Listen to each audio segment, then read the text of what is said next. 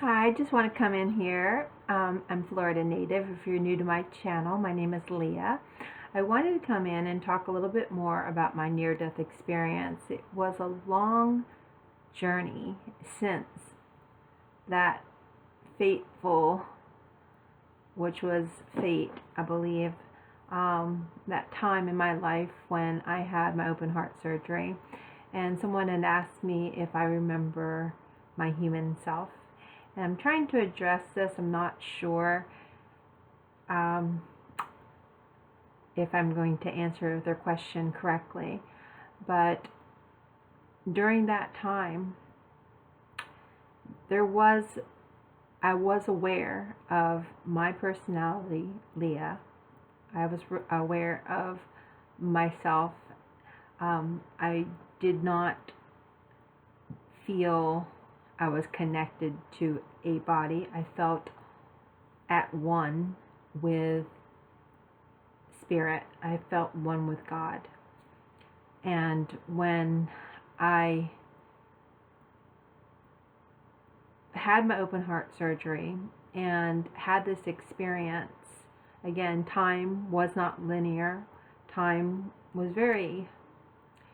it's almost like everything happened at the same time. There was no, this happened this time.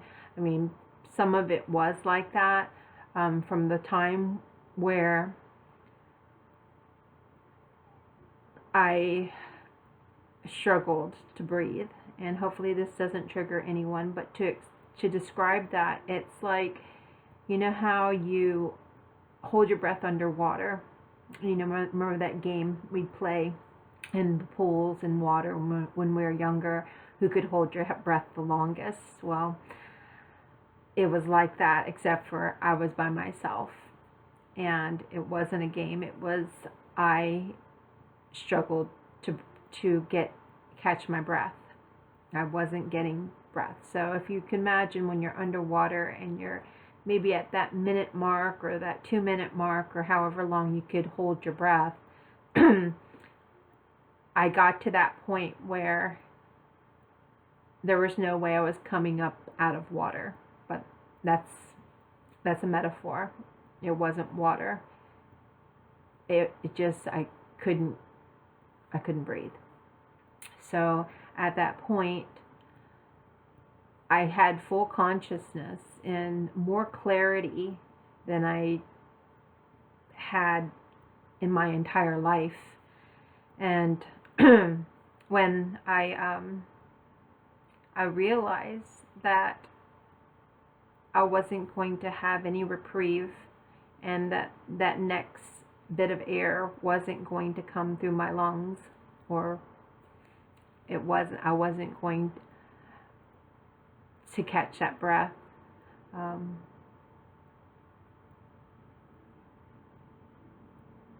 there was a little bit of fear, and that was the only time I really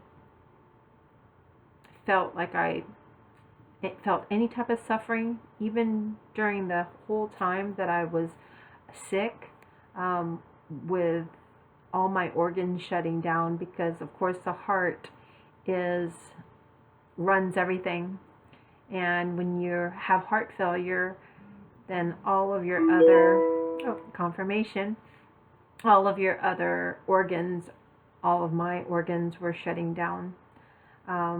So that was the moments before I went into this near-death experience, this spiritual experience. And prior to that, the months that led up to to my actual surgery, I was experiencing swelling in my right foot, and and that's also due to the circulation. That would be a circulation issue. So because I was having that heart failure, my right foot was filling up with fluid, and it was so painful. It was extremely painful to even walk on it. And so there was days where I was actually in bed, and I would get up because at 25 I wasn't the type of person to, I thought I could just beat this and it would just go away for some reason. So I experienced that. So those were the only two times that I felt discomfort. So by the grace of God, the symptoms were there, the loud heartbeat, the tiredness. Obviously, if you're not getting oxygen through your body, you're going to be tired, and also the poor circulation, which showed up and manifested itself by my foot swelling up. Then the next day, and this went on for months, because some days I'd be 100% fine. But it got to the point in November of '97 where we had to make the decision, and my brother called it. And at that time, I was at my parents' river house, and my brother was going on vacation, and my parents were supposed to take care of my nephew at that time, and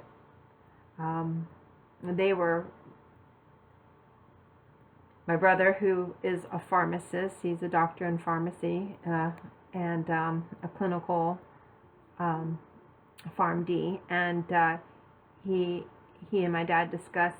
At that point, I couldn't keep anything down. I hadn't been eating anything.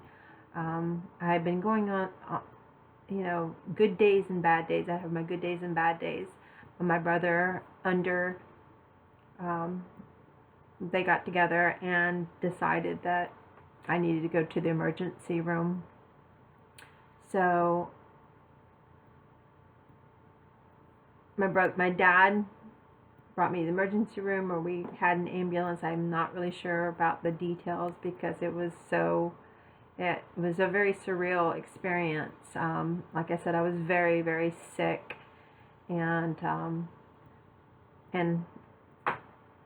little immature too at 25, and really I wasn't telling anybody all my symptoms, and at that point I didn't have a cardiologist to diagnose me, to tell me that I was having heart failure, and I had endocarditis, and bacterial infection in my heart. So going back to the moment where I couldn't catch my breath. And it was a little scary because you're talking to yourself. You have full consciousness, and and I didn't see anything at that point. I believe it was just lights out for me. So I hadn't gone into the actual awakening, that near death, that whole experience yet, until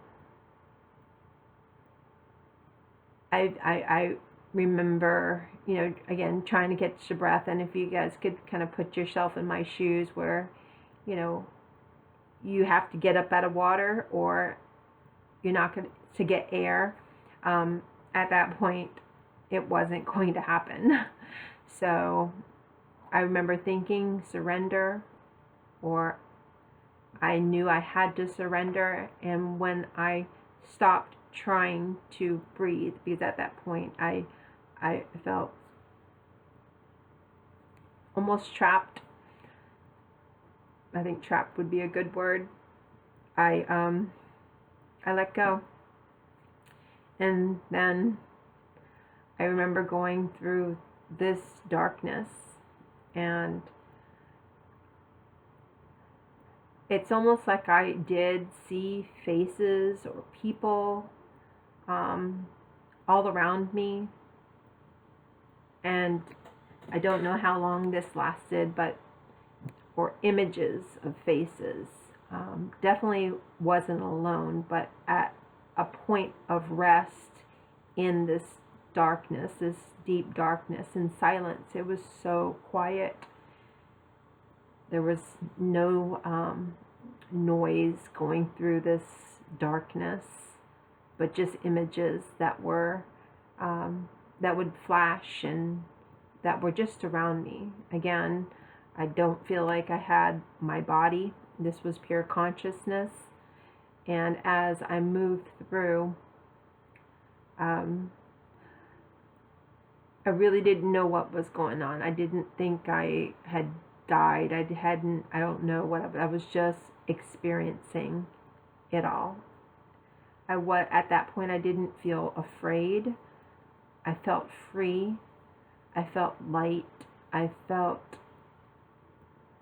like something very mystical and magical was happening. And I didn't know when this darkness was going to end.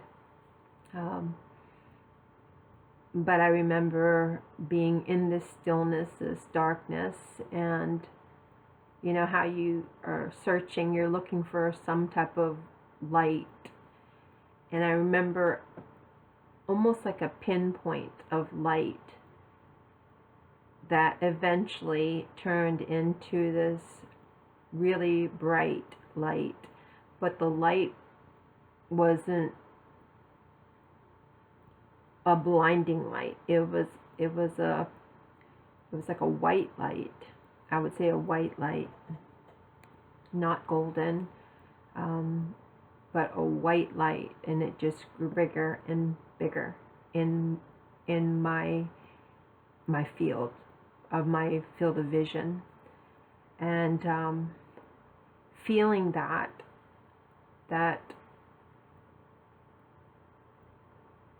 oneness, that unconditional love. You're just enveloped with this pure, unconditional love from spirit, from God.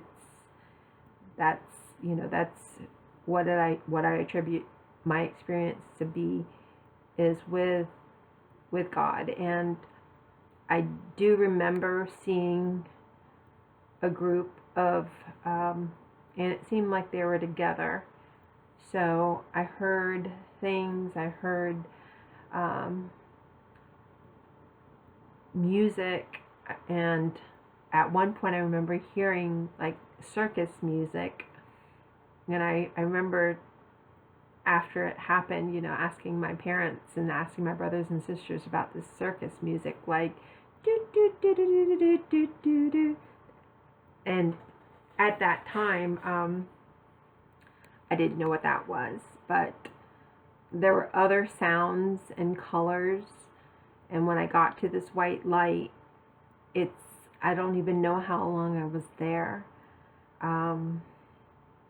So forgive me as far as time goes, because there was times where I saw images of colors and greenery, and that's where I saw these colors. It wasn't just colors. It was colors of a beautiful scenery, of green grass and flowers everywhere.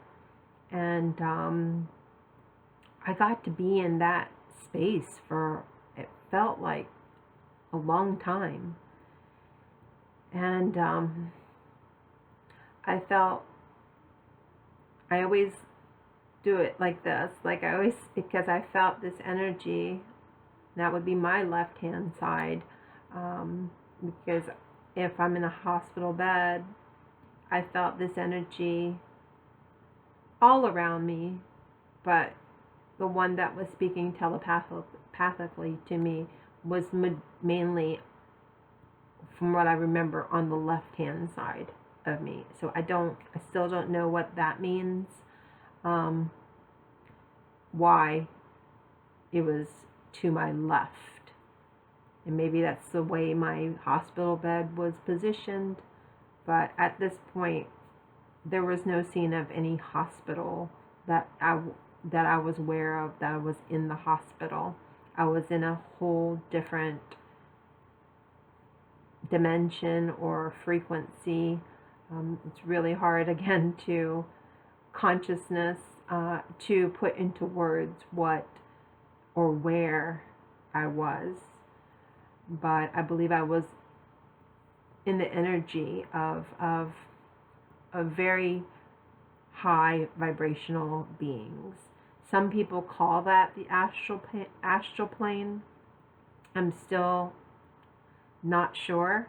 There's nothing to prove where my consciousness was. But I will never forget that love, that unconditional love, the messages of where I'm exactly where I'm supposed to be. I'm supposed to love everyone. I felt love for everyone, everything, whatever surroundings. And like I said before, this lasted about 2 weeks before this, what they call the veil of forgetfulness. So I was able to, it's almost like I already knew everything. It wasn't like there's this knowing that I experienced. There was no question that there was a God. There's no question. God, I say that very lightly because the word God doesn't even come close to what this energy of infinite, all-knowing, all-pervasive, unconditional love is. There is absolutely no words. But I know that a lot of people describe it as an unconditional love or agape love, some people call it, but it was so pure and so, it's something that I never wanted to leave. And at that point, I was happy to be there. I was happy to be there. I was not thinking about, and I know this sounds hard to, it sounds, with all my family being there and all my friends and all the care that I had no interest in going back to my life. I had no interest. Wherever I was, that's where I wanted to be. And I considered it my true home. It seemed familiar. It seemed like I had always been there. It's where I really belonged. And as much as I love my family and I love my friends, and I was so grateful for them at that time. All of them were visiting throughout the days and the weeks leading up to my open heart surgery. I really didn't have any interest going back to that three-dimensional life, that this world or this state of consciousness. I wanted to be there. And there's many things that were told to me that still resonate with me now, as far as life is a play and we are all these players. It was all a game.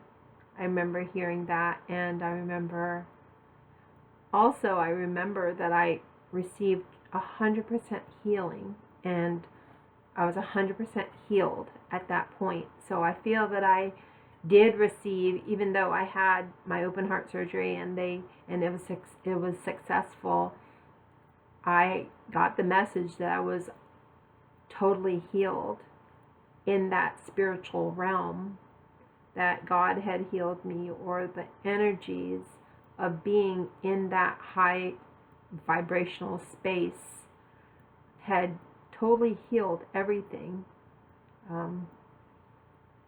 in my body. If known or unknown. And I'll touch on that about what my thoracic surgeon said to me when I thanked him. But going back to being in that space, it's very profound. It's, again, I could talk for hours about how I felt. I've tried to recreate that through meditation, through, just going within, going through prayer and being still, being out in nature, but I have yet to recreate what I experienced during my near-death experience. And some of the lessons I learned during and after, and realizations that from this experience it wasn't in vain, because I continue to learn more and more things, but I realized that there is this connection with your emotions and your thoughts and your physical body, and that we can manifest things. We could actually manifest things in our body that can make us sick. Say if you worry about things or if you're stressed, and at that point I believe that I was in a pretty tumultuous relationship in college. It wasn't a good one. I really wasn't living my life the best. I was 25. I was partying. I was drinking. I was doing things that, normal college, well, not necessarily normal, but I was living it up. I wasn't hurting anyone, no, but I wasn't on any type of spiritual path. I didn't have a spiritual anything. I did believe in God. I grew up Catholic, but I had long since left Catholicism. I was still good, did family things. I still, was respectful to people, but my particular love relationship at that time was not a good fit for me, and the signs were there, and I just didn't listen to my intuition. So part of it with the open heart surgery, and I know I said that they don't know for sure, but the endocarditis, the bacterial infection in my heart, a possibility they were saying that it could have possibly come from dental work that I had done in that year. So they could never pinpoint why. But it was a pretty stressful time in my life. So I was just, finishing up college and starting my life. I was in this very toxic type of relationship that I needed to disconnect from. And I really didn't have God in my life. And although I believed in God, this experience really put the nail on the coffin for me, because it is something that that is so clear in my mind, the emotions and the feelings and the experience. So I just want to close up by saying and there's so much more, and I will continue on this spiritual journey and talking about my experience. But I remember leaving that hospital or the day of, and I loved my thoracic surgeon. He was great. His name was Dr. Mark Malias, and I have lost touch with him. I think he's still in Florida, but he was an amazing and talented surgeon. And I remember saying to him, I said, thank you for saving my life. And the words that, like, it makes my hairs on my skin stand up. He says to me, he said, you're welcome. He goes, but I only did the surgery. So, and to me, it's like, he knows, or the message I got was that he knows that there were higher powers working behind his hands and and supporting him for the craft, for his skills that he has. So it still gets me very emotional about it. And the only thing I really wanted to do was, and unfortunately I didn't keep in touch with him and my whole team at the hospital that took care of me, but I also wanted at some point to reach out to possibly the family that of the person who I had the human heart valve from. So that was obviously someone had to pass in order for me to even receive a human heart valve.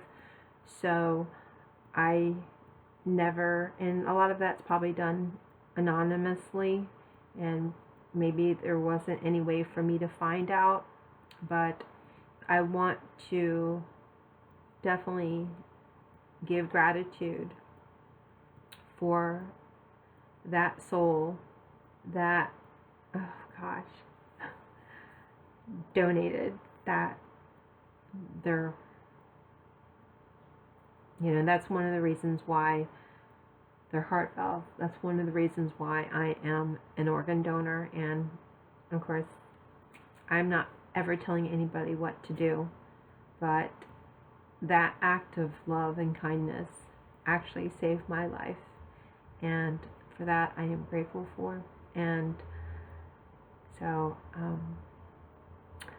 hopefully I'll get to tell you more about my experience as I feel led to. If you like my video, please like, share, and subscribe. If you have any comments, or if you had an experience that was similar, or any spiritual experience that was profound, that changed your life, feel free to leave it in the comments below, and I will see you guys on the next video. I love you guys. Take care.